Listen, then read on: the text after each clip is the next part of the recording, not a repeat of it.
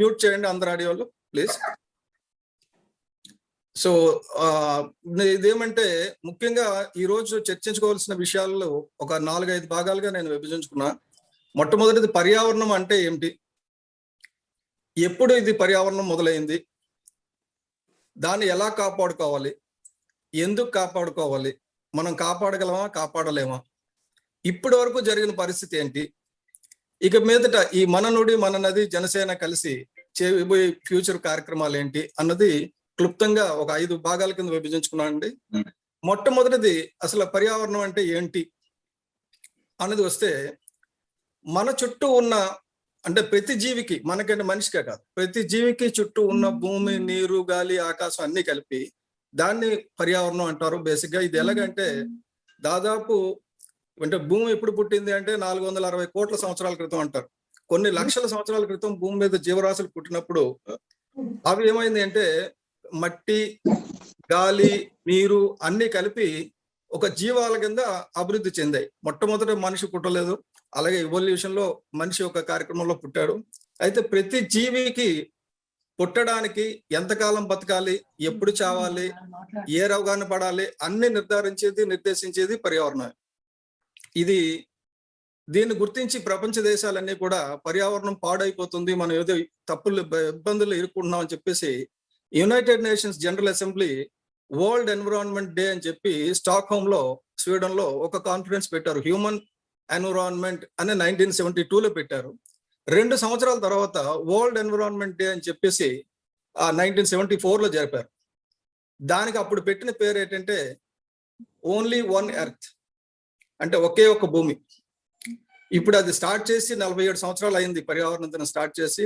ఇప్పటికీ మనకు ఒకటే భూమి ఉంది, రెండో భూమిని ఇంకా కనుక్కోలేదు. ఒకవేళ కనుక్కొని అక్కడికి వెళ్ళి అక్కడ కూడా బతకడం మొదలు పెడితే పరిస్థితి వేరు. కానీ మనం ఆ రెండో భూమిని కానీ, రెండో నివాస ప్రాంతాన్ని కానీ మనం కనుక్కోలేకపోయాం. కాబట్టి ఇప్పటికీ కూడా ఒకటే భూమి ఉంది. సో ఆ థీమ్ 47 సంవత్సరాల క్రితం పెట్టిన థీమ్ ఇప్పటికి కూడా వర్తిస్తుంది. అయితే మనం చాలా పాడు చేసాం కాబట్టి ఈ సంవత్సరం ఆ థీమ్ ఏం చేశారంటే reimagine, recreate and restore. Reimagine అంటే తిరిగి పునరాలోచించండి, తిరిగి పునర్నిర్మించండి, పునరుజ్జీవింప చేయండి. అలాగే రిస్టోర్, మళ్ళీ తిరిగి స్థాపించండి, పోయినట్లు మళ్ళీ తిరిగి స్థాపించండి. ఈ మూడింటికి సంబంధించి ఎకో సిస్టమ్ రెస్టోరేషన్ అని పెట్టారు దీనికి పేరు. అది మనం చేయాల్సిన కార్యక్రమం. అది చేయాలంటే మనం పర్యావరణం అంటే ఏంటిదో ఇందాక చెప్పాను. ఆ పర్యావరణాన్ని ఎప్పుడు స్టార్ట్ అయింది అంటే ఒక 460 కోట్ల సంవత్సరాల క్రితం ఈ భూమి పుట్టింది. అప్పుడు భూమితో పాటు కొన్ని జీవరాశులు వచ్చినాయి. అలా కాలక్రమేణా కొన్ని లక్షల సంవత్సరాల క్రితం మనిషి పుట్టాడని చెప్తున్నారు. కాబట్టి అది జీవ సంబంధించింది. అయితే మెయిన్ ఇదేమంటే ఈ ఆబ్జెక్ట్స్ అనేది మనం చూస్తే భూమి, నీరు, గాలి, ఆకాశం ఇవన్నీ కలిపి మనం వాటిని ఎలాగ రక్షించుకోవాలి అన్న దాని మీద మనం చేస్తే ఈ మనము ఎందుకంటే 4 నుంచి 6,000 జీవరాశులు ప్రతి సంవత్సరం అంతరించిపోతున్నాయి ఈ భూమి మీద. అంటే 1 ట్రిలియన్ జీవరాశులు ఉన్నాయన్నారు. ఆ ట్రిలియన్ జీవరాశుల్లో 4 నుంచి 6,000 జీవరాశులు పూర్తిగా అంతరించిపోతున్నాయి, జీవజాతులు. వాటికి కారణం కేవలం మనిషే. ఎందుకంటే భూమి మీద పర్యావరణం పాడు చేయడం అనేది జరిగింది కేవలం మనిషి వల్ల జరిగింది. సో దాన్ని ఎలాగ కాపాడుకోవాలన్న దానికి ఇప్పుడు చూస్తే 2019లో యునైటెడ్ నేషన్స్ ఒక రిపోర్ట్ ఇచ్చింది. 1 మిలియన్ స్పీసీస్ అంతరించిపోవడానికి సిద్ధంగా ఉన్నాయి. అంటే 10 లక్షల జీవరాశులు అంతరించిపోవడానికి సిద్ధంగా ఉన్నాయి. కాబట్టి మనం ఈ గ్లోబల్ వార్మింగ్ని అరికట్టాలి, దీని పర్యావరణాన్ని కాపాడాలి అని చెప్పేసి వాళ్ళు చెప్పడం జరిగింది. అయితే మనం దాన్ని ఎలా చేస్తామనేది చూస్తే ఈ ఎకో సిస్టమ్ అన్నది మనం ముందుగా మన జీవ వ్యవస్థ దాన్ని మనం ఎలా చేస్తాం అన్నది, ఆ జీవ వ్యవస్థను రక్షించుకోవాలంటే ఏం చేయాలన్న దాని మీద చూస్తే ఆ జీవ వ్యవస్థ మీద అన్ని డిపెండ్ అయి ఉన్నాయి. మన ఒక్క మానవులమే కాదు, మన పశువులు కానీ, పక్షులు కానీ, లేకపోతే మిగతా జీవరాశులు అన్నీ కూడా మన భూమి మీద ఉన్న ఎకో సిస్టమ్స్ మీద ఉన్నాయి. అది మనకు పూర్తిగా అర్థం కాకుండా మనం కొద్దిగా తప్పులు చేస్తున్నాం. ఎటువంటి తప్పులు చేస్తున్నాం అంటే ఈ జీవరాశులన్నీ ఒకదానికొకటి ఇంటర్లింక్ అయి ఉన్నాయండి. అంటే ప్రతి జీవానికి భూమి మీద ఉండడానికి ఒక కారణం ఉంది. అయితే మనం దాన్ని తెలియకుండా తెలుసో తెలియకో వాటి నాశనానికి కారణం అవుతున్నాం. ఉదాహరణకు వస్తే 2017లో డిసెంబర్లో ఒక అధ్యయనం చేసిన తర్వాత తెలిసింది ఏంటంటే, మన భూమి మీద వల్చర్స్ అంటే ఏమంటాం అవి రాబందులు అంతరించిపోతున్నాయి. రాబందులు ఎందుకు అంతరించిపోతున్నాయని ఎగ్జామిన్ చేస్తే, వాటి శరీరంలోని ఈ పశువులకి బేసిక్ గా ఎద్దులకి ఇచ్చే పెథెడ్రిన్ అనే ఇంజెక్షన్ మనం చెప్తాం ఇక్కడ ఇండియాలో. అది వాళ్ళు ఆ పెయిన్ కిల్లర్ ఇవ్వడం వల్ల, ఆ పెయిన్ కిల్లర్ అవశేషాలు ఆ జంతువులో ఉండడం వల్ల, ఆ చచ్చిన కళేబరాల్ని ఇవి తినడం వల్ల ఆ జీవజాతి అంతమైపోయింది. అది చనిపోతే నష్టం ఏంటంటే, ఇదివరకు అడవుల్లోనో ఎక్కడెక్కడ జంతువులు చచ్చిపోతే చనిపోయిన కొద్దిసేపటికే రాబందులు వచ్చి పూర్తిగా తినేసి వాటిని అక్కడ మనకి నష్టం జరగకుండా చూసాయి. అది జరగకుండా ఉండడం వల్ల ఇప్పుడు వేలాది ఏనుగులు, వేలాది జంతువులు చచ్చిపోతున్నాయి అడవిలో. వాటిని తినడానికి రాబందులు లేవు. కప్పెట్టడానికి మనం అక్కడికి వెళ్ళి చేయడానికి అవకాశం లేదు. కాబట్టి ఈ జూనోటిక్ డిసీజెస్ అంటారు. అంటే జంతువుల నుంచి మనుషులకు సంక్రమించే వ్యాధులు అవి రావడం ప్రారంభించింది. ఈ రోజు కరోనా వచ్చిందంటే కూడా అదొక కారణం. పర్యావరణ విధ్వంసమే కరోనా కారణం అని చెప్పి మొన్న రాకేష్ కుమార్ మిశ్రా గారు, సిసిఎంబి డైరెక్టర్ గారు చాలా క్లియర్ గా చెప్పారు. మనం ఎంత పెద్ద సైంటిస్ట్ అయినా సరే పర్యావరణాన్ని పరిరక్షించుకోకపోతే మనం లేవని చెప్పేసి. అలాగే మనం ఎందుకు వీటి మీద, పర్యావరణం మీద ఎందుకు చేయాలి అంటే ఒక హ్యుమానిటీ. మనం మన పిల్లల తాతల దగ్గర నుంచి, ముత్తాతల దగ్గర నుంచి మనం చాలా వేలాది లక్షల సంవత్సరాల నుంచి కాపాడుకొస్తున్న భూమి మన దగ్గరకు వచ్చేసరికి బాగుంది. మనం మన పిల్లలకు కూడా అదే కండిషన్లు ఇవ్వాలి. అది ఇప్పుడు పాడైపోయింది కాబట్టి దాన్ని రిస్టోర్ చేసి ఇవ్వాలి. ఆ రకంగా ప్రపంచంలో ఏమైనా జరుగుతున్నాయంటే చాలా జరిగినాయి. అందుకు వచ్చినప్పుడు సోలార్ ఎనర్జీ అని కానీ, హైడల్ ఎనర్జీ అని కానీ, విండ్ ఎనర్జీ అని కానీ, అలాగే రకరకాల నాన్ కన్వెన్షనల్ ఎనర్జీస్ వచ్చి మన గృహావసరాలకి, పొలాలకి, వాటికి కూడా ఈ బొగ్గు తగలబెట్టి తయారు చేసి విద్యుత్ శక్తి నుంచి కాకుండా సౌర విద్యుత్, జల విద్యుత్ నుంచి, వాయు విద్యుత్ నుంచి చేయడం వల్ల చాలా వరకు తగ్గించగలిగాం. అయితే సరిపోయిందా అంటే సరిపోలే. మనం చేయాల్సింది ఏంటంటే అడవుల్ని రక్షించాలి అని చెప్పారు. అడవుల్ని ఎలా రక్షిస్తున్నాం? అడవులు ఏం చేస్తున్నాయి మనకి? అడవులు మనకు కావలసిన కలప ఇస్తాయి, మనకు కావలసిన ఔషధాలు ఇస్తాయి, మనకు కావలసిన మందులు ఇస్తాయి, అన్ని చేస్తున్న దానికి. అది కాకుండా పర్యావరణం కూడా, అంటే పచ్చటి గాలి, కార్బన్ డైఆక్సైడ్ తీసుకొని ఆక్సిజన్ మనకి ఇస్తాయి. అంటే మనం బతకడానికి అడవి చాలా ఇంపార్టెంట్. మనకి పక్కన ఒక అడవి ఉంటే మన లైఫ్ స్పాన్ ఇంకా పెరుగుతుంది. దాన్ని చాలా మంది ఏం చేస్తున్నారంటే చాలా కేర్లెస్ గా డిలబేటెడ్ అయిపోయింది. ఆ అడవి స్థానంలో మనకి ఇండస్ట్రీ వస్తే మనకు ఉద్యోగాలు వస్తాయి, కానీ కాదు, జబ్బులు వస్తాయి మనకి. అలాగే అది అడవులను రక్షించుకునే కార్యక్రమం. ఇంకోటి ఏంటంటే మనకి స్వాతంత్రం రాకముందు, అంటే పూర్వీకుల వరకు వెళ్ళిన దానికంటే స్వాతంత్రం రాకముందు చూస్తే మనకి బ్రిటిష్ వాళ్ళు కూడా మన నదులను నాశనం చేయలేదు. 101 నదులు జీవనదులుగానే ఉన్నాయి. వాటి నీరు తాగడానికి అనుకూలంగా ఉంది పశువులకు కానీ, మనుషులకు కానీ. అయితే ఈ కొన్ని దశాబ్దాల్లోనే ఇన్ని లక్షల సంవత్సరాల నుంచి కాపాడుకొస్తున్న మన మొత్తం దేశంలో ఉన్న 101 నదుల తాలూకా జలాల్ని మనం కలుషితం చేయగలిగాం. అది మనం తెలివి తక్కువతనంతో కలుషితం చేశామా, రాకపోతే దానికి ఏదైనా విదేశీ కుట్ర ఉందా, అందు గురించిన కాలుష్య పరిశ్రమలన్నీ ఇండియాకి వస్తున్నాయా అనేది ఒక $1 మిలియన్ క్వశ్చన్. ఎందుకంటే ప్రతి నది పక్కనే 2-3 విషాలు చిమ్మే ఇవి ఉన్నాయి. అది తర్వాత మాట్లాడతాం. ఎందుకంటే ప్రతి నదిని మనం కాలుష్యం చేసుకున్నాం. ఒకటి మనం మురికి వ్యర్థాలు, ఒకటి అలాగే ప్లాస్టిక్, ఇతర వ్యర్థాలు చేరడం, అలాగే పరిశ్రమలు కాలుష్యం చేరడం వల్ల మనకి నదులు చాలా వరకు చేసాం. మనకి నదులు ఎన్నో ఇస్తున్నాయి, మన నదులకు మనం తిరిగి ఏమి ఇవ్వలేదు. కేవలం ఇది స్వాతంత్రం వచ్చిన తర్వాత ఈ 70 సంవత్సరాల్లోనే ఈ నదులన్నీ నాశనం అయ్యాయి. ఇది చూస్తే మనకి చాలా ఆశ్చర్యం వేస్తుంది. ఎందుకంటే ఇన్ని లక్షల సంవత్సరాల నుంచి చక్కగా పారుతూ వస్తున్న నదుల్ని నాశనం చేస్తున్నాం. ఎందుకు చేస్తున్నాం అంటే సడన్ గా ఏదో ఒక అవసరం క్రియేట్ చేస్తారు. మీకు ఆహార భద్రత గురించి ఏదో చేయాలి, పెద్ద పెద్ద డ్యాములు కట్టాలి, ఇవి కట్టాలి, అవి కట్టాలి. ఇవన్నిటికంటే ముందు మనం చూడాల్సింది ఏంటంటే ఈ ఆహార భద్రత గురించి చేసేదానికంట ఇవన్నిటికంటే ముందు చూడాల్సింది జీవ వైవిధ్యాన్ని కాపాడుతున్నామా లేదా, బ్యాలెన్స్ చేయగలుగుతున్నామా లేదా. అసలు ఎన్విరాన్మెంట్ ఎలా పాడవుతుంది అంటే ముఖ్యంగా 4 అంశాలు చెప్పారండి. 4 అంశాల్లో మొట్టమొదటిది ఏంటంటే ఓవర్ ఎక్స్‌ప్లాయిటేషన్. అంటే అత్యధికంగా సహజ వనరులను ఆక్రమించడం, తీసుకోవడం, ఎక్స్ట్రాక్ట్ చేయడం. అది అడవుల నుంచి కానీ, మినరల్స్ కానీ, ఇసుక కానీ, ఈ ఎకో సెన్సిటివ్ జోన్లు అయిన వెట్లాండ్స్ ని వాటిని కన్వర్ట్ చేయడం కానీ ఇవన్నీ కూడా ఓవర్ ఎక్స్ప్లాయిటేషన్ కిందకు వస్తాయి. రెండోది పొల్యూషన్, అది నీరు కానీ, గాలి కానీ, భూమి కానీ, సముద్రం కానీ, వీటిని పొల్యూషన్ చేయడం. మూడోది ఇన్వేసివ్ స్పీసీస్ అంటారు.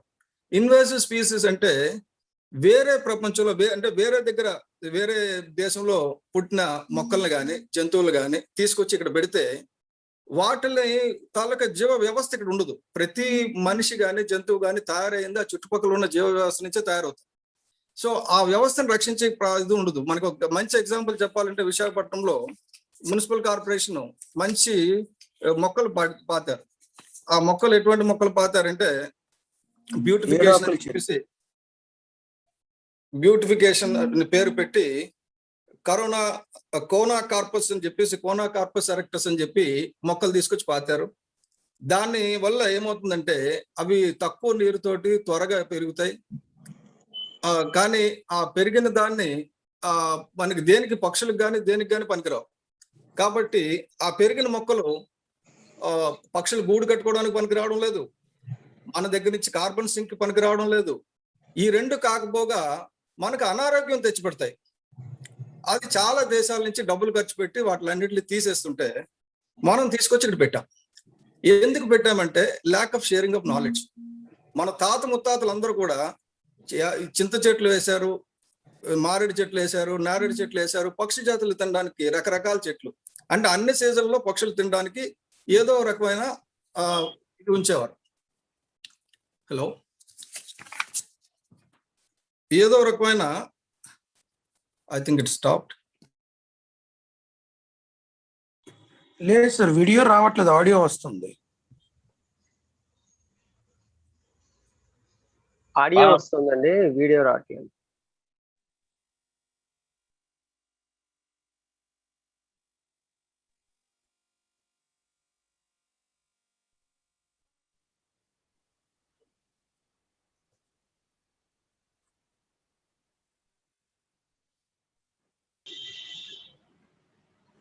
సార్ అన్మ్యూట్ చేసుకోండి సార్ మీరు.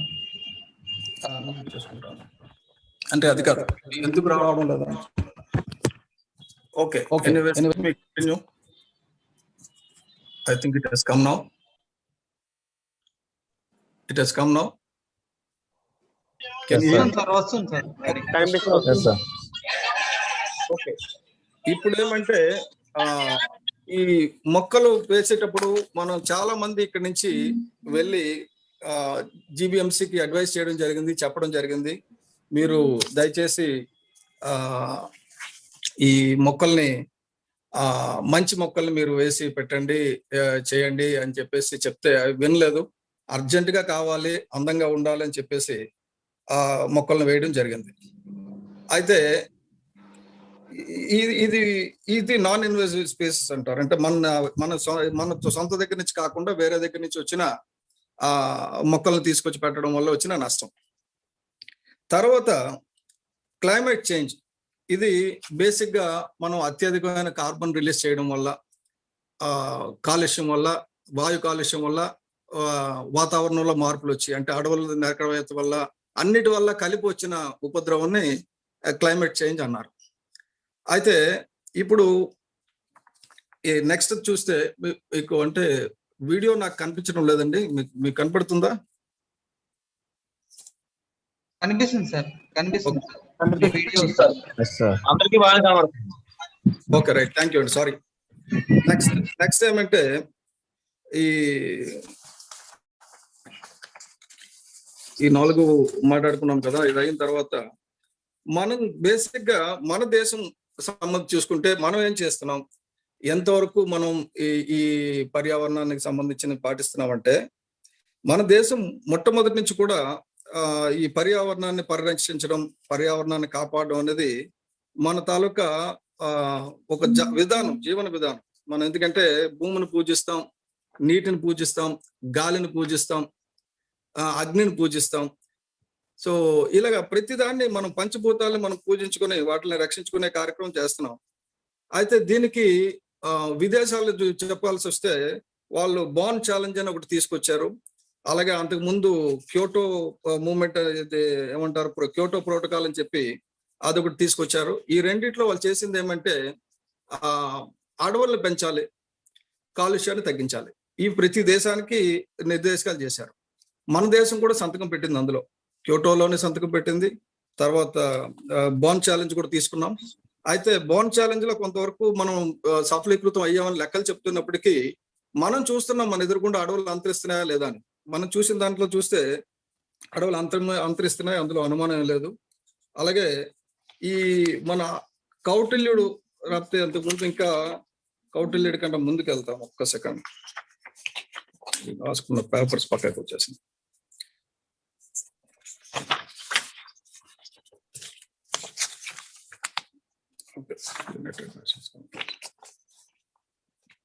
ఇప్పుడు మనం ఆయుర్వేదానికి వస్తే కౌటిల్య కంటే ముందు ఆయుర్వేదం ఉంది, అదొక్కటి పక్కకి వెళ్తాం.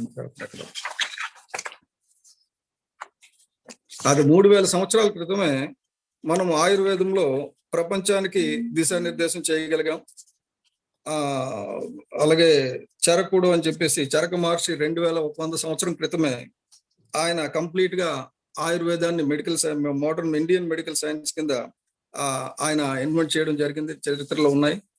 ఆ తర్వాత కౌటిల్యుడు అర్థశాస్త్రంలో 2000 సంవత్సరాల క్రితం రాశాడు. మనం రాజులకి దిశానిర్దేశం చేశారు. మనం అడవుల్ని కాపాడుకోవాలి, అడవుల్ని 3 రకాల అడవుల కింద పెట్టాడు ఆయన. మనకి కావలసిన సమకూర్చుకునే అడవులు, అంటే మనకు తినడానికి, రాకపోతే మందులకని, కర్రకని, కలపకని. అలాగే ఏనుగులు పెరిగే అడవులు, ఎందుకంటే అప్పుడులో మనకి క్రెయిన్స్ ఉండేవి కాదు, ఎక్కువ పనులన్నీ చేయడానికి ఏనుగులు ఉండేవి. ఏనుగులకి పెంచే ఎలిఫెంట్ ఫారెస్ట్ అన్నారు, ప్రోడక్ట్ ఫారెస్ట్ అన్నారు. అలాగే మనకి నీరు రావడానికి కూడా ఎక్కడెక్కడ మనం మొక్కలు పెంచితే వాటి వల్ల మనకి జలవనరులు ఇంప్రూవ్ అవుతాయి, నదులకు నీరు వస్తుందని చెప్పేసి అది అప్పుడు అంటే ఒక రాజుకి ఒక ఆదేశం కింద కౌటిల్యుడు ఇచ్చాడు. సో మన అర్థశాస్త్రం 2000 సంవత్సరాల క్రితమే సస్టైనబుల్ డెవలప్మెంట్ గురించి ప్రపంచంలో ఎవరు ఆలోచించక ముందు మనం ఆలోచించడం జరిగింది. అలాగే తర్వాత 47 తర్వాత జరిగింది అంతా అనుకున్నాం కదా. దీన్ని ఆపాలంటే ఏం చేయాలి అంటే, ఈ రకరకాల చట్టాలు ఉన్నాయి మనకి కాపాడడానికి. ఎన్ని చట్టాలు ఉన్నాయంటే మనకి లెక్కలేనన్ని చట్టాలు ఉన్నాయి.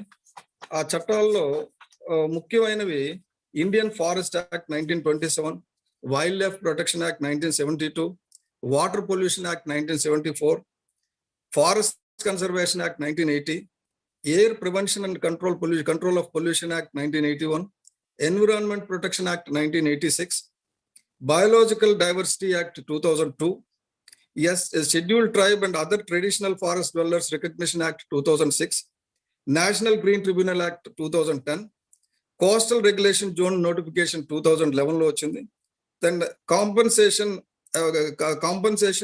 ఎఫారెస్టేషన్ ఫండ్ అనేది 2016 లో వచ్చింది. ఆ తర్వాత 2013 లో కంపెనీస్ యాక్ట్ ని అమెండ్ చేస్తూ కార్పొరేట్ సోషల్ రెస్పాన్సిబిలిటీ కూడా, అంటే ఫండ్స్ నిధుల సమీకరణ గురించి తీసుకురావడం జరిగింది.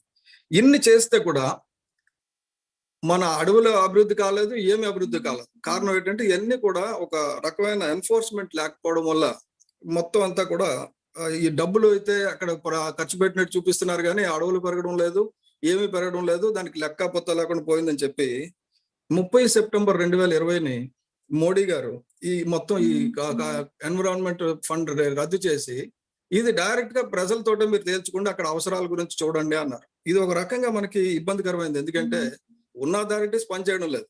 అలాగని చెప్పి మనం డిస్ట్రిక్ట్ లెవెల్ కు ఎక్కడికో పడేస్తే వాళ్ళకి ఆ ఊర్లో పర్యావరణం కాదు కదా, అక్కడ చేయడం నష్టం వల్ల కిందనున్న దిగువ నది ప్రాంతాల్లో ఉన్న నది ప్రవహిస్తుంటే వాళ్ళకి కానీ, రాకపోతే ఒక పర్వతం మీద ఏదైనా ప్రమాదం జరిగితే పర్వతం కింద ఉన్న వాళ్ళకి కానీ, ఇలా రకరకాలుగా ఆ ప్రాంతంలో ఇబ్బంది ఉండదు, పర్యావరణ ఇబ్బంది ఉండదు, పక్క ప్రాంతంలో వస్తుంది. కాబట్టి ఇది ఒక జాతీయ సమస్య కింద చూడాలి, రాష్ట్ర సమస్య కింద కాకుండా. కాబట్టి దీన్ని 2030లో 2020లో ఇది ఈ ఫండ్ తీసేశారు, మంచిదే. అయితే అథారిటీస్ ఏం చేశారంటే లోకల్ అథారిటీకి మీరు కలెక్టర్కే కాదు, లోకల్ గ్రామ పంచాయతీలు అన్ని కూడా మీకు ఇష్టమైతేనే అక్కడ పరిశ్రమలు వస్తాయి, రాకపోతే రావు అనేది పెట్టారు. కానీ బలవంతంగా మన కన్సెంట్, మన తాలూకా ఇది లేకుండానే ఈ ప్రభుత్వాలకి ఇవ్వడం వల్ల, అధికారులు ఇవ్వడం వల్ల చాలా జరుగుతున్నాయి. అటువంటిది ఒకటి మీ దృష్టికి తీసుకొస్తాను.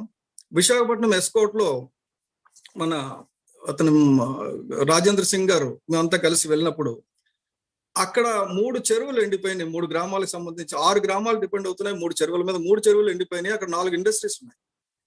దీనికి ఏమైనా సంబంధం ఉందా అని చెప్పి ఆయన తీసుకెళ్తే అప్పుడు ఆయన అక్కడ ఉన్న మనుషులందరితో మాట్లాడుతుంటే ఒక ముసిలి చాకలావిడ 80 ఏళ్ళ ముసిలి చాకలావిడ ఆవిడ చెప్పింది పలానా కొండ మీద వర్షం పడినప్పుడు సంవత్సరానికి 2 సంవత్సరాలకు ఒకసారి గట్టిగా వర్షం పడినప్పుడు ఈ 3 చెరువులు నిండేవి అని. ఆ మధ్యలో అడ్డుగా రోడ్లు వేయడం, ఫ్యాక్టరీలు కట్టడం అన్ని చేసిన తర్వాత ఈ 3 చెరువులు ఎండిపోయినాయి. ఈ 3 చెరువులు ఎండిపోవడం వల్ల ఆ 6 గ్రామాల తాలూకు ఎకానమీ నాశనం అయిపోయింది. అంటే ఆ 3 ఫ్యాక్టరీలు గవర్నమెంట్కి ఇస్తున్న రెవెన్యూ అంతా ఈ 6 గ్రామాలు నాశనం అవ్వడం వల్ల నష్టం ఎంత అని చూసుకుంటే నష్టం కనీసం 10 రెట్లు ఉంది. సో అప్పుడు వాటికి చర్యలు తీసుకోమని చెప్పడం జరిగింది. సో ఇన్ని ఉన్నా కూడా తర్వాత ఏం చేశారంటే 2003లో నేషనల్ ఫారెస్ట్ కమిషన్ అని ఒకటి పెట్టారు. దానికి టార్గెట్ ఏంటి, 20 లక్షల కోట్లు ఖర్చు పెట్టి 2020 కల్లా 20% ఉన్న అటవీ కవర్ ని 33% పెంచుతామని. అంటే మొత్తం గ్రీన్ కవర్ అడవి ఏమో 20% ఉంది, దాని 33% అంటే అడవిని 13% అడవిని పెంచుతామని చెప్పేసి ఎంత 20 లక్షల కోట్లు ఖర్చు పెట్టి చేస్తామని 2003లో అది తీసుకొచ్చారు. 15 నుంచి ఇంప్లిమెంట్ చేశారు. ఇప్పటి వరకు ఏమి పెరిగినట్టు దాఖలాలు లేవు. అంటే ఇవన్నీ కూడా లెక్కలన్నీ కూడా కాగితాల్లో ఉంటున్నాయి, పైకి రావడంలా. సో ఇవన్నీ జరగాలంటే ఏం చేయాలంటే ప్రజల్లో సమూలమైన మార్పు రావాలి. ఒక గ్రామ స్థాయి నుంచి, మన స్థాయి నుంచి, మీ స్థాయి నుంచి, నా స్థాయి నుంచి ప్రతి ఒక్కరు కూడా కలిసి ముందుకు వెళ్తే తప్ప ఈ పర్యావరణాన్ని పరిరక్షించడం సాధ్యం కాదని చెప్పేసి ఆలోచించడం జరిగింది. దానికి ముందు ఇందులో కృషి చేసిన ఇంకొక మనిషి జిడి అగర్వాల్ గారు, ప్రొఫెసర్ జిడి అగర్వాల్ గారు. ఆయన ఎన్విరాన్మెంట్ ఇక్కడ రూర్కేలాలో ఆయన ఎన్విరాన్మెంట్ ఇంజనీరింగ్ చదువుకున్నారు. తర్వాత అది ఐఐటి రూర్కే అయినప్పుడు ఆయన ప్రొఫెసర్ గా వచ్చారు. ఆ తర్వాత బర్క్లీలో ఆయన ఎన్విరాన్మెంట్ ఇంజనీరింగ్ తాలూకా పిహెచ్డి చేసి అతని స్పెషలైజేషన్ నదుల మీద. ప్రపంచంలో ఉన్న నదులన్నీ తిరిగిన తర్వాత ఆయనకు అర్థమైంది ఏంటంటే ప్రపంచంలో ఉన్న నదులన్నిటికంటే మన గంగా నది అత్యంత ఔషధ గుణాలు కలిగిన నది, అత్యంత ప్రభావితమైన నది. కాబట్టి ఈ గంగా నదికి నా జీవితం అంకితం చేస్తానని ఆయన నిర్ణయించుకున్నారు. ఆ సమయంలో ఆయనకి ఏమైందంటే మన భారతదేశం నుంచి కూడా అంటే కాలుష్య నియంత్రణ మండలి అని ఒకటి పెట్టి దానికి మెంబర్ సెక్రటరీగా ఆయన వేశారు. అతను ఒక 2 సంవత్సరాలు పనిచేసి సిస్టమ్స్ అన్ని సెర్చ్ చేసి తర్వాత ఆయన సన్యాసిని తీసుకొని నేను సన్యాసిగా ఉంటానని చెప్పి అన్ని చదువుకొని అన్ని అయిన తర్వాత ఇదంతా కాదు, నేను గోదావరి దగ్గరికి వెళ్ళిపోయి హరిద్వార్కి వెళ్ళిపోయి అక్కడ ఆశ్రమంలో కూర్చొని అక్కడ గంగానే గోదావరి కదా, హరిద్వార్ పోయి గంగానే నేను కాపాడుతానని అక్కడ కూర్చుంటే ఆయన ఒకసారి భగీరథ మీద 3 ప్రాజెక్టులు కడుతున్నారు, దానివల్ల పర్యావరణానికి నష్టం వస్తుంది, ఎకో సిస్టమ్ డ్యామేజ్ అవుతుంది అని చెప్పి ఒక 50 రోజులు ఉపవాసం చేసిన తర్వాత అప్పుడు మన్మోహన్ సింగ్ గారు ఆయన దిగొచ్చి ఆయనకి ఆ 3 ప్రాజెక్టులను ఆపేశారు. ఆ తర్వాత ఆయన మళ్ళీ 2018లో ఇది ప్రారంభించారు. ఆయన నిరాహార దీక్ష ప్రారంభించిన తర్వాత 50 రోజుల తర్వాత మన పవన్ కళ్యాణ్ గారు ఒక లెటర్ రాశారు మోడీ గారికి. అయ్యా, ఇతను మన దేశానికి కావాల్సిన వ్యక్తి, ఇతని ప్రాణాలు మనకి చాలా ఇంపార్టెంట్ కాబట్టి ఆయన ఎలాగైనా సరే రక్షించండి అని చెప్పి అడగడం జరిగింది. అడిగితే అప్పుడు ఆయన చూస్తా ఉన్నారు కానీ అది జరగలేదు. 50 రోజుల్లో మనం ఇచ్చాం. తర్వాత 111 రోజులు అతను ఉపవాస దీక్ష చేసి 111 రోజులు చనిపోయారు. అప్పుడు పవన్ కళ్యాణ్ గారు చాలా బాధపడ్డారు, మనం వెళ్ళాల్సింది పొరపాటు అయింది అని చెప్పేసి.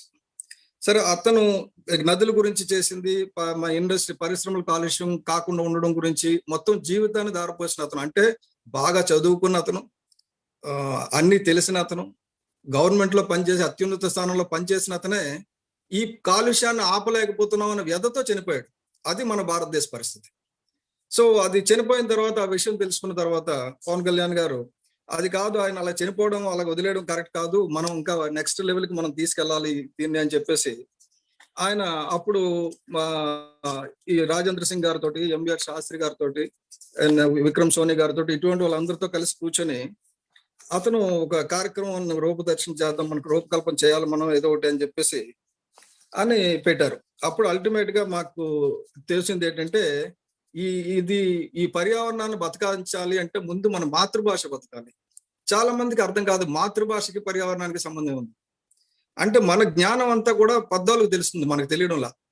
ఇప్పుడు ఇప్పుడు ఈ జబ్బు వస్తే పలానా తిప్ప తాగితే తగ్గుతుంది అని చెప్పింది, అది తెలుస్తుంది మనకి. ఇదివరకు తెలియదు. ఇదివరకు నేను చెప్పాను కదా, గొడ్లకు మనం ఇంజక్షన్లు ఇచ్చేవాళ్ళమని. పాత రోజుల్లో అసలు పశువులన్నీ ఇష్టం వచ్చినట్టు తిరిగేవి, వాటికి కావాల్సిన మందులు అవే తినుకుండేవి. పశువులకు వైద్యశాలలు ఉండేవి కాదు. కానీ పశువులకు వైద్యశాలలు వచ్చిన తర్వాత జబ్బులు పెరిగినాయి. మనకి డ్రగ్ కంపెనీస్ వచ్చిన తర్వాత మనుషులకు కూడా జబ్బులు పెరిగినాయి. సో మనం ఏమంటే పర్యావరణం నుంచి నేర్చుకొని, పర్యావరణం నుంచి మనకు అది ఇస్తున్న ఔషధాలను తీసుకోవడం మానేసి, మనం ఏం చేస్తున్నాం అంటే ఈ ఇది అడ్వాన్స్ టెక్నాలజీ అని చెప్పేసి మనకున్న సైన్స్ ని, మనకున్న జ్ఞానాన్ని అంతటిని పక్కన పడేసి, అది కారణం ఒకటి ఏంటంటే, నేను యూత్ ని కూడా తప్పు పట్టను. ఎందుకంటే అందరూ కూడా విదేశాలు వెళ్ళాలి, అక్కడ చదువుకోవాలి, అక్కడ ఉద్యోగాలు చేయాలి అని తాపత్రయపడుతుంటారు. కానీ ఒకప్పుడు 3000 సంవత్సరాల క్రితం, 2000 సంవత్సరాల క్రితం మన మెడిసిన్ లోనే అన్నిటిలోనే టాప్ లో ఉండేవాళ్ళని దిగజారిపోవడానికి కారణం ఏంటంటే, కొన్నాళ్ళ పరాయి పాలన ఒకటి, మన శక్తుల్ని మనం గుర్తించుకోకపోవడం రెండు, ఆ తర్వాత ఇంగ్లీష్ విద్యా విధానం, అంటే మన విద్యా విధానాన్ని కంప్లీట్ గా నాశనం చేసేసి ఇంగ్లీష్ లో బోధన, ఆ బోధన కూడా వాళ్ళకి కావాల్సిందే. కాబట్టి మనం ఏమనుకుంటున్నాం, ఇంగ్లీష్ రాకపోతే ప్రపంచంలో ఉన్న నాలెడ్జ్ మనకు తెలియదు, మనం ఎక్కడికో పోతాం అని అనుకుంటున్నాం. కానీ మనం తెలుసుకోవాల్సింది ఏంటంటే, మనం తెలుగు తెలుసుకుంటే, సంస్కృతం తెలుసుకుంటే, మనకున్న నాలెడ్జ్ తో మనం ప్రపంచాన్ని శాసించవచ్చు అన్నది మనం అర్థం చేసుకోవాల్సిన ఇదండి విషయం. అందుగురించి ఏమంటే, ముందు భాష తెలిస్తే, ఎందుకంటే రాజేంద్ర సింగ్ గారు ఇక్కడ విశాఖపట్నం వచ్చినప్పుడు ఆ చాకలావిడితో మాట్లాడుతున్నప్పుడు, రాజేంద్ర సింగ్ గారికి ఆ చాకలావిడి భాష తెలియదు, చాకలావిడికి రాజేంద్ర సింగ్ గారి భాష తెలియదు. మధ్యలో నేను అనుసంధానకర్త కింద ఉండి నేను మొత్తానికి ఎక్స్ప్లెయిన్ చేసిన తర్వాత, రాజేంద్ర సింగ్ గారు ఆ సమస్యకి సొల్యూషన్ ని స్థానికంగానే కనుక్కున్నారు. ఆయన ఏమన్నారంటే, నేను ఎక్కడి నుంచో వచ్చి నేను కనుక్కోలేదు, మీకు అర్థం చేసుకోవాల్సింది ఏంటంటే, ఈ రాజేంద్ర సింగ్ అన్న వ్యక్తి కాదు కావాల్సింది, అక్కడ లోకల్ గా స్థానికులు, భాష రాయడం కూడా రాని వాళ్ళు, చదువుకోని వాళ్ళు, వాళ్ళ దగ్గర జ్ఞానం ఉంది. సో మన భాష, మన నుడి అంటే మన మాతృభాష, అది కొంకణి కావచ్చు, మలయాళం కావచ్చు, తమిళ్ కావచ్చు, తెలుగు కావచ్చు, ఇంకేదైనా కావచ్చు, జర్మన్ లాంగ్వేజ్ కావచ్చు, ఫ్రెంచ్ లాంగ్వేజ్ కావచ్చు, ఏదైనా కావచ్చు. ముందు మన మాతృభాషలో ఉంటే, మన పూర్వీకుల నుంచి మనకు వచ్చిన తాలూకా జ్ఞానాన్ని ఒక దగ్గర డిపాజిట్ చేసి, ఆ జ్ఞానం నుంచి మనం ముందుకు వెళ్ళాలి అనేది ప్లాన్ చేయాలని చెప్పేసి మనం అనుకున్నాం. అందు గురించి అని చెప్పేసి ఈ కార్యక్రమం పవన్ కళ్యాణ్ గారు రూపొందించడం జరిగింది. దాంట్లోని ముఖ్యంగా మన నుడి అంటే ఏంటి, మన నది అంటే ఏంటి అనేది రెండు విడివిడిగా చెప్పదలుచుకున్నాం. మన నుడి అంటే మన భాష, అంటే ఒక తెలుగు భాషనే కాదు, మన లిపి లేని భాష కూడా. కొండవాళ్ళు, కోయల్లో, మన ఆంధ్రాలోనే దగ్గర అరకు వెళ్తే దగ్గర 12 భాషలు అక్కడ ఉంటాయి. అక్కడ లోకల్ వాళ్ళకి తప్ప ఇంకెవరికి తెలియదు. సో మనం అవసరం అయితే ఆ భాషను నేర్చుకొని వాళ్ళ దగ్గర నుంచి 4 జ్ఞానాన్ని తీసుకుంటే, ఎప్పుడు 100 సంవత్సరాల క్రితం వర్షం ఎక్కడొచ్చింది, వాళ్ళ తాతకు మామ ద్వారా వాళ్ళకి తెలుస్తుంది. కాబట్టి ఇప్పటికీ మనకి చాలా విషయాలు తెలియదు. ఇదివరకు శ్మశానంకి వెళ్ళి వస్తే స్నానం చేయాలంటే అందరూ నవ్వుకునేవారు. రాత్రి ఒక షాప్కి వెళ్ళి హెయిర్ కటింగ్ చేసుకొస్తే స్నానం చేయాలంటే అది అంటరానితనం కాదు, అక్కడి నుంచి మనకి ఏదైనా వ్యాధి రాకుండా ఉండాలని. ఇప్పుడు కరోనా వచ్చిన తర్వాత ప్రతి ఒక్కరు మనం చేతులు కడుక్కుంటున్నాం. ముందు కావాల్సింది ఏంటంటే భాషని గౌరవించడం. ప్రతి ఒక్కడి భాష, ఏ భాష చిన్నది కాదు, ప్రతి భాషలో ఏదో ఒక నాలెడ్జ్ ఉంటుంది. ఆ స్థలాన్ని రక్షించడానికి అక్కడ ఉన్న భాషలో నేర్చుకున్న పెద్దలు మాత్రమే చెప్పగలరు. మనం దూరం నుంచి వచ్చి చెప్పలేం, ఇంజనీర్స్ డిజైన్ చేయడానికి అవ్వదు. అక్కడ స్థానికంగా ఉన్న పెద్దలు, వృద్ధులు, ఇప్పుడు చాలా మంది పనికిరాని వాళ్ళని తీసి పడేసిన వాళ్ళందరినీ కూడా మనం ప్రకృతిని రిపేర్ చేసి వైద్యుల కింద వాళ్ళని మనం తీసుకోవడం జరుగుతుంది. అలాగే మన నది అంటే కేవలం ఒక నది అని కాదు. పవన్ కళ్యాణ్ గారు ఇదివరకు చెప్పారు, మన నది అంటే ఏ నది అయినా మనం గంగా అంటామని చెప్పేసి. ఒక్కసారి సార్ ఆ వీడియో ఒక్కసారి ప్లే చేస్తారా? పవన్ కళ్యాణ్ గారు హరిద్వార్ లో పెట్టింది, ప్రవీణ్ గారు. Okay sir, okay.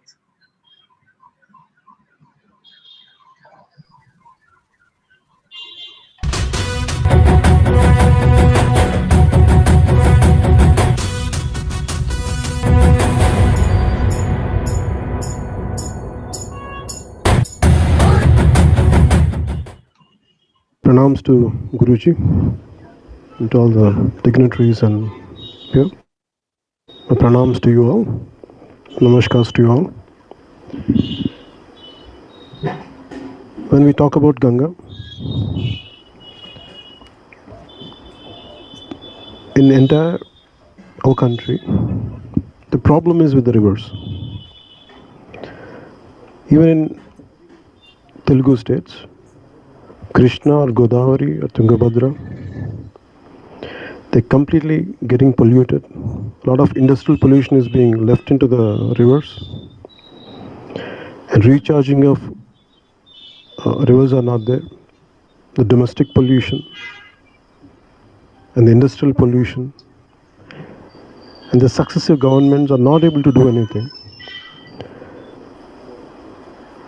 And the ecological imbalance in our country is very rapidly getting destroyed. In fact, me forming a political party for a great reason is somewhere a political party should stand for ecological balance. As Rajendra Singh ji said, the development should be balanced, keeping ecological balance in mind. But the problem in our country is we try to ape West, but India is deeply embedded in our cultural heritage. When we do something wrong, it is going to affect us. It will affect our children. And that's why we don't exploit resources, unlike West. Somewhere to take away the cultural bent of our country is going to damage. And that is the reason why rapidly our natural resources are getting depleted. And to give you an example, in one of our cities called Vizag, in another 10 years, there's going to be a big trouble for water, a shortage of water. Already there is a great shortage, and there's not going to be any water left. That is the forecast of that's the present situation here. So somewhere the entire river, to revive the rivers of our nation, let us start with Ganga. Gangaji is we respect our mother. From and every part, nook and corner of India, there is a temple of Shiva. And we respect, we pray Ganga there. We call water as Ganga, no matter which part of India we call it as Ganga. So Ganga is not just for Uttar Bharat or Dakshin Bharat or Purva Pashchim, it is for the entire nation. And what happens in Uttarakhand, what happens in northern India, it will happen to the rest of India also. So it is every Indian's responsibility to stand for Ganga, the free flow of Ganga, that whatever the pollution is happening, to stop the pollution into Ganga. And this is all concern for me. I supported Pradhan Mantri Narendra Modi ji in 2014. I worked along with him. And when the BJP came, I thought Ganga rejuvenation will happen. When Professor G.D. Agarwal was doing fasting for the revival of Ganga, free flow of Ganga, after more than 100 days, first I was hearing about it, very small bit news, and no one knows about it, about the entire fasting.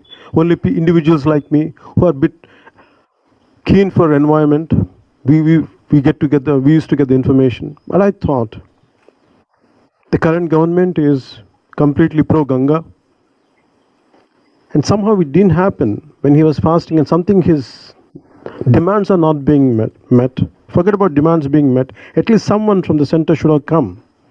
And I thought they would lift him, they would request him, and they would concede, they would agree to his demands, or at least they would have a dialogue. That's what I had thought. When he passed away, when the sacrifice happened, that really deeply touched me. That awakened my sense of responsibility as an Indian. I felt bad. No one could respond in our country for such a immense sacrifice. And I could not be there on that particular day. But though after a year later, on his Punyatithi, to be here, to take forward his demand, whatever he stood for, it is every Indian's responsibility. And whatever, there are eminent people here, Swamiji is here, a lot of experts are here. And there are so many ashrams are here. Okay, Andy. Now But I'll Master start. Sadan is very special, something which stood Thank for you. Ganga.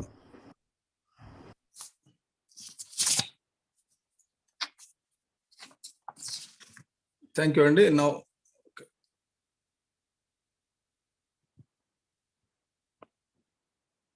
Thank you అండి. నా యాక్చువల్గా పవన్ కళ్యాణ్ గారు చెప్పింది చూస్తే just సౌకర్యార్థం తెలుగులో కూడా కొద్దిగా చెప్తాను. అసలు ఒక పొలిటికల్ పార్టీ అనేది ఈ ఎకలాజికల్ బ్యాలెన్స్ అంటే పర్యావరణ సమతుల్యతని కాపాడడం గురించి ఒక స్ట్రాంగ్ పొలిటికల్ విల్ ఉన్న పార్టీ ఉండాలి అని ఆయనకు అనిపించింది. అది నాకు తెలిసి ఏషియా మొత్తం మీద ఏ పొలిటికల్ నాయకుడికి అనిపించలే. ఏ నదిని ఎలాగ దోచుకోవాలి, ఏ ఇసుకని ఎలాగ దోచుకోవాలి, ఏ గనిని ఎలాగ దోచుకోవాలి అనుకున్నారు తప్ప వీటిని భావితరాల గురించి కాపాడాలన్న ఆలోచన ఉన్న, ఇంగిత జ్ఞానం ఉన్న ఒక్క రాజకీయ నాయకుడు నాకు కంటికి కనపడదు. అది మన దేశం తాలూకా దౌర్భాగ్యం. అయితే మన దేశానికి ఉన్నది విదేశాలకు లేనిది ఏంటంటే మనం ఒక నదిని తల్లిగా చూస్తాం. వాళ్ళు ఒక నదిని కెనాల్, ఇప్పటికి కూడా బ్రిటిష్ లెక్కల్లో కెనాల్ అని ఉంటుంది, కాలువ అంటారు. సో వాళ్ళు నదిని కాలువలాగా చూస్తారు, నీళ్ళలాగా చూస్తారు తప్ప అది దేవతలాగా చూడరు. మనం వర్షిప్ చేస్తాం. అలాగే ఆయన ఈ జిడి అగర్వాల్ గారు చనిపోయినప్పుడు మనం వెళ్ళలేకపోయాం, ఆ రోజు నుంచి వెళ్ళలేకపోయాను. కానీ ఒక సంవత్సరం తర్వాత ఆయన పుణ్యతిథి రోజుని, సంవత్సరికం రోజుని వెళ్ళి అక్కడ 3 రోజులు ఉంటానంట. ఇంత అసలు ఒక్క నిమిషం ఆయనతో ఫోటో దిగితే చాలు అని మనం అందరం అనుకుంటున్న మనిషి 3 రోజులు అన్ని వదిలేసి అక్కడ ఆశ్రమంలో కూర్చొని ఎంత మదన పడ్డారో అక్కడ ఉన్న వాళ్ళకి మాత్రం తెలుస్తుంది. అంటే ఏంటి మన దేశం ఎందుకు ఇలాగైపోతుంది? మనం ఎందుకు ఇటు వెళ్ళిపోతున్నాం? ఈ డబ్బు తీసుకున్నాం, సారా తీసుకున్నాం, వీళ్ళందరూ ఓట్ల వైపు వెళ్ళి ఈ పనికిమాలిన నాయకులను ఎన్నుకోవడం వల్ల మనకు కలిగిన దుస్థితి ఏంటి అనేది ఆయన చాలా చాలా చాలా మదన పడ్డారు. అది ఆయన తాలూకా అంటే నిబద్ధతని, ఆయనకి పర్యావరణం పట్ల ఉన్న దృఢమైన నిబద్ధత, పర్యావరణాన్ని పరిరక్షించాలన్న ఉన్న నిబద్ధత. అది ఈ ప్రోగ్రామ్ ఏమంటే ఇది ఒక యూనివర్సల్ ప్రోగ్రామ్ డిజైన్ చేశారండి. ఆ ప్రోగ్రామ్ ఎలాగుంటుందంటే మన నుడి మన నది అని ఇక్కడ ఉంటుంది, మాజీ నది మాజీ భాష, మాజీ భాష మాజీ నది అని గుజరాత్ లో ఉంటుంది. అలాగా ప్రతి దగ్గర ఇండియాలో ఉన్న అన్ని రాష్ట్రాల్లో కూడా ఆ ప్రాంతీయ భాషల్లో మన నుడి మన నది ప్రోగ్రాం ముందుకు తీసుకెళ్తాం. యాక్చువల్ గా కోవిడ్ లేకపోయి ఉంటే ఈ పాటికే దేశంలో కాకుండా ప్రపంచంలో ఇంకొక దేశం 17 దేశాల్లో కూడా ఈ మన నుడి మన నది ప్రోగ్రాం ఇది పవన్ కళ్యాణ్ గారు చాలా క్లియర్ గా చెప్పారు.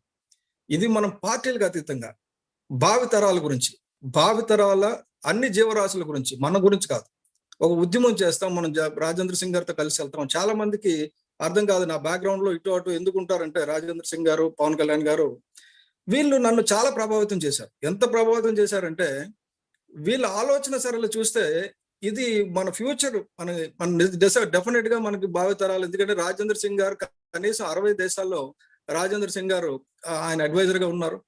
ఆ దేశ ప్రధానులతో మాట్లాడగలరు. అన్ఫార్చునేట్ గా మన దేశ ప్రధానితో ఇంకా మాట్లాడడానికి అవకాశం కుదురుతుందని ఆశిస్తున్నాను త్వరలో. సో ఎందుకంటే నెక్స్ట్ ఇంకోటి రాజేంద్ర సింగ్ గారు నేను కలిసి ఇక్కడ విశాఖపట్నం ఉత్తరాంధ్ర పర్యటన కాకుండా శ్రీశైలం, కడప, కర్నూలు, కృష్ణా జిల్లా, గుంటూరు జిల్లా, పశ్చిమ గోదావరి అన్ని తిరిగాం, చాలా ఎక్స్టెన్సివ్ గా తిరిగాం. అలాగే కడప వెళ్ళిన తర్వాత ఈ నదులను ఎలాగైనా సరే పునరుజ్జీవం చేయాలి. కళ్యాణ్ గారు అడిగింది ఏంటి, రాజేంద్ర సింగ్ జీ మీరు అక్కడ కూర్చొని రాజస్థాన్ లోనో కర్ణాటకలోనో ఎక్కడో నదులు కాదు, నాకు ఆంధ్రప్రదేశ్ లో నదులన్నీ కూడా పునరుజ్జీవం చేయాలి, start with Kadapa most critical area అని చెప్పారు ఆయన. ఈ రోజు కానీ మనకి ఈ ప్రాబ్లం లేకుండా ఉండుంటే మనం చిత్తూరులోని కడపలోని నదులని బతికించే కార్యక్రమం. ఎందుకంటే చాలా మందికి అర్థం కాదు ఏంటంటే నదులు అన్నవి అంతరించిపోయి అక్కడ అన్ని వచ్చేసాయి, రోడ్లు కూడా వచ్చేసాయి. కానీ యాక్చువల్ గా చూస్తే మన ఒక 100 ఏళ్ళకో 200 ఏళ్ళకో వెనక్కి వెళ్ళి చూస్తే అక్కడ ఒక నది పారుతుంటది, అక్కడ ఒక పర్వతం నుంచి నీరు వచ్చేది. మధ్యలో ఏదో రైల్వే కట్టడం వల్ల, రాత్రి రోడ్డు వేయడం వల్ల, ఏదో చేయడం వల్ల ఆ నీరు ఇక్కడికి రాకుండా ఆగిపోయింది, అక్కడ నది అంతరించిపోయింది. అవన్నిటిని మళ్ళీ రిస్టోర్ చేయాలంటే మనం ప్రతిదీ ఒక్కొక్క నదికి, ఇప్పుడు మేము ఏం చేసామంటే గుజరాత్ లో ఒక మంచి డెవలప్మెంట్ తీసుకొచ్చాం, మీకు తెలియజేయాలి.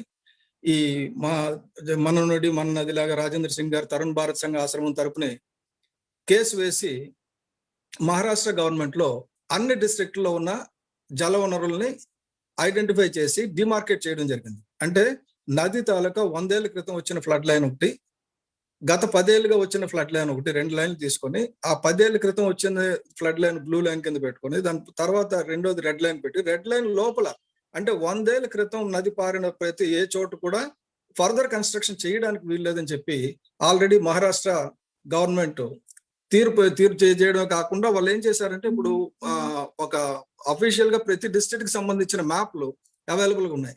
ఆ డిస్ట్రిక్ట్ నుంచి పారుతున్న నదులేంటి, ఆ నదులకి మనం ఎక్కడ వరకు ఉంది. సో మనకు ఇప్పుడు మీరు నేను ఎవరో ఎన్విరాన్మెంట్ యాక్టివిస్ట్ వెళ్ళి ఇది నదీ పరివాహక ప్రాంతమా కాదా అంటే గూగుల్లో టచ్ చేస్తే తెలిసిపోయే పరిస్థితి వచ్చింది. సో అటువంటిది మన ఆంధ్రాకి తెలంగాణకి మొత్తం రాష్ట్రం అంతా అలాగే ప్రపంచం అంతా కూడా చేయాలన్నది ఒక సంకల్పం ఉంది.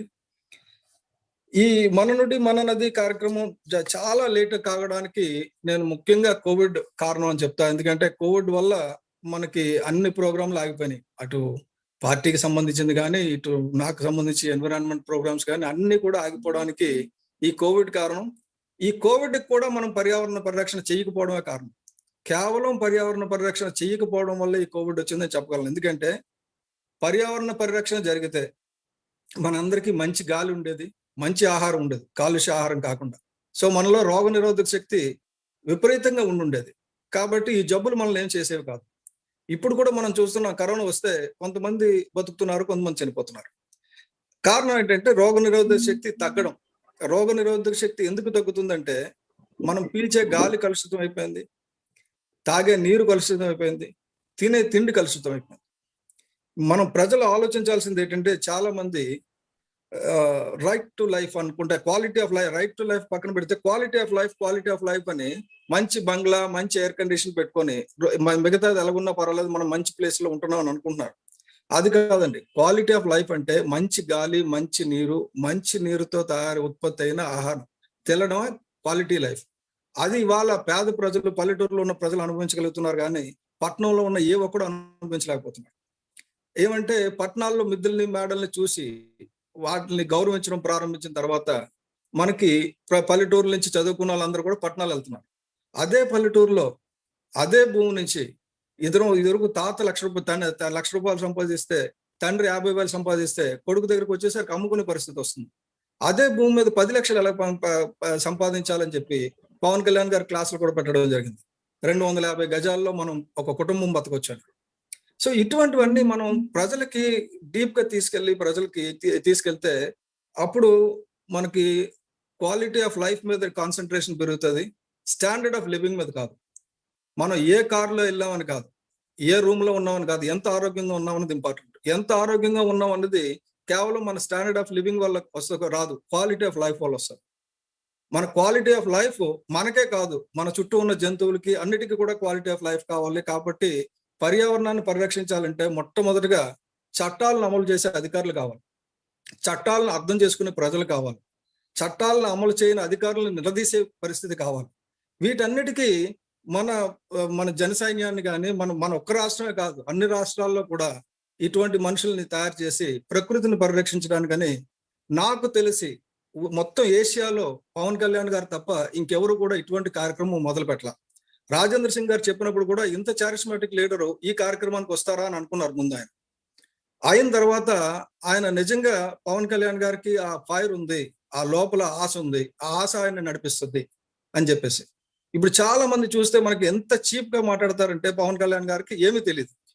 కానీ పవన్ కళ్యాణ్ గారి ఆలోచన ఈ ప్రపంచాన్ని, దేశాన్ని, రాష్ట్రాన్ని రక్షించాలన్న దెబ్బలో ఆయన ఆలోచిస్తుంటే మనం ఈ ఎన్నికలు ఎలా గెలాలి, నెక్స్ట్ ఎన్నికలు ఎలా చేయాలి, ఇదే చేస్తున్నాం ఇప్పుడు. కాబట్టి మనం చేయాల్సింది ఏంటంటే గెలిచిన ఎమ్మెల్యేలు కానీ, కార్పొరేటర్లు కానీ వీళ్ళందరూ కూడా ముందు పర్యావరణ పరిరక్షణ గురించి అవగాహన పెంచుకొని ప్రతిరోజు పర్యావరణ దినంగా కావాలి తప్ప ఇలా సంవత్సరానికి ఒక రోజు పర్యావరణ దినం అని చెప్పి ఆ రోజు లెక్చర్లు ఇచ్చేసి వెళ్ళిపోయేటట్టు కాకుండా ఈ రోజే మొక్క నాటండి, ఈ రోజు 10,000 మొక్కలు నాటండి, నాటుతాం కానీ ఆ మొక్కను పరిరక్షించాలి.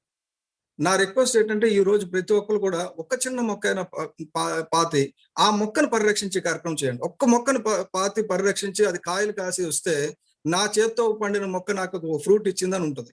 అలాగే ఎక్కడ కూడా ఫ్యాషన్ చెట్లు కాకుండా కాయలు కాసే చెట్లు, సంవత్సరం అంతా ఏదో రకమైన కాయ కాసే చెట్లు ఉంటే పక్షి జాతులు పెరుగుతాయి. పక్షి జాతి పెరిగితే మళ్ళీ మీకు పోలినేషన్ కానీ పక్షుల తాలూకా రెట్లు అవి ఇవి వెళ్ళి సాయిల్ కూడా మళ్ళీ బాగా తయారవుతుంది. కాబట్టి ఇదన్నీ కూడా ఇంటర్ కనెక్టెడ్. మనం ఏ జీవరాశిని నాశనం చేయడానికి లేదు, ప్రతి జీవరాశి బతుకుండేటట్టు చూడాలి, మన అడవులను సంరక్షించుకోవాలి, అలాగే మనకి ఇండస్ట్రీస్ కావాలి కానీ పొల్యూషన్ చేసే ఇండస్ట్రీస్ కాదు. సస్టైనబుల్ డెవలప్మెంట్ అంటే వీళ్ళు పేర్లు మాటల్లోనే చెప్తున్నారు తప్ప ప్రతి ఇండస్ట్రీ, నేను ఇవాళ కాగితం రాసిస్తాను, భారతదేశంలో ఏ ఇండస్ట్రీ కూడా పర్యావరణ నిబంధనలు పాటించడం లేదు. ఇది నా స్టేట్మెంట్ కింద రాసుకోవచ్చు మీరు కలిస్తే. ఎందుకంటే గచ్రోలీలో ఇది వరకు మేము వెళ్ళి ఒక ఇండస్ట్రీ, ఢిల్లీ పరిసర ప్రాంతాల్లో ఒక ఇండస్ట్రీకి వెళ్ళి చూస్తే అది బెస్ట్ ఇండస్ట్రీ అవార్డు వచ్చింది దేశంలోని, రాష్ట్రంలోని, ఏషియాలోని అని చెప్పేసి. వాళ్ళు ఏం చేస్తున్నారంటే ఎప్పుడు ఇన్స్పెక్షన్ అయితే అప్పుడు 3 రోజుల ముందు నుంచి ప్రొడక్షన్ ఆపేస్తున్నారు. సో లైఫ్ సైన్సెస్ అని చెప్పేసి చాలా పెద్దది ఫ్యాక్టరీ అది. చూస్తే వాళ్ళు డ్రగ్స్ అని తయారు చేస్తారు. వాళ్ళు ఏం చేస్తారంటే ఈ పర్యావరణ అధికారులందరినీ కూడా మాయ చేసి తప్పుడు ధృవీకరణ పత్రాలతో నడుస్తున్నారు. వీళ్ళందరి మీద ఎంతమంది మీద మనం కేసులు వేయాలి, ఏం చేయాలి? ముందు అధికారులను నేను రిక్వెస్ట్ చేస్తున్నది, పర్యావరణ అధికారులని, మీరు డ్యూటీ చేయండి, లేకపోతే తక్షణం మీ ఉద్యోగాలకు రాజీనామా చేసి వెళ్ళిపోండి. అంతేగాని దేశద్రోహం చేయకండి, జీవద్రోహం చేయకండి. మీరు చేసేది విశాఖపట్నంలో చూసి